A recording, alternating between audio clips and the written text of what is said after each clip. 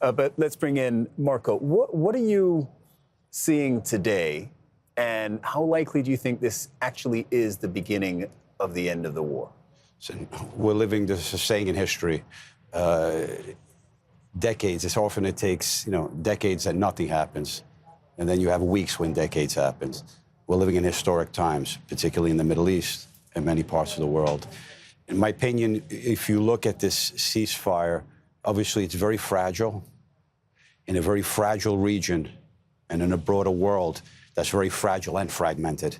So the question is one optimistic? So people will express cautious optimism. That's what many diplomatically, at least, are saying in rhetoric. Many behind the scenes remain very pessimistic. But I think it's important to realize to be realistic. And I'm talking about a raw realism.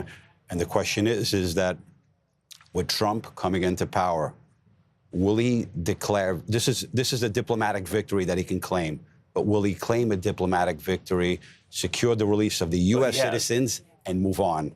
That's one way of thinking of it. Another possible question is, will he remain engaged, and at what diplomatic cost? So he has to make an assessment.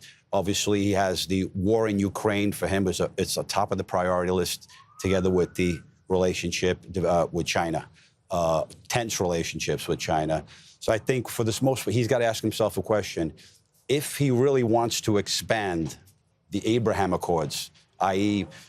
getting that grand bargain with Saudi Arabia. So by the way, that's Arab countries that have signed normalization deals with Israel. That means they recognize Israel, they can start trading with Israel instead of Israel being a pariah. So Israel has a peace treaty with Egypt, Jordan, and now thanks to that dates back decades.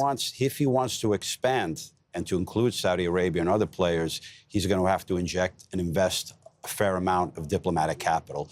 But if he can achieve something, that's another major feather in his cap as part of a broader legacy.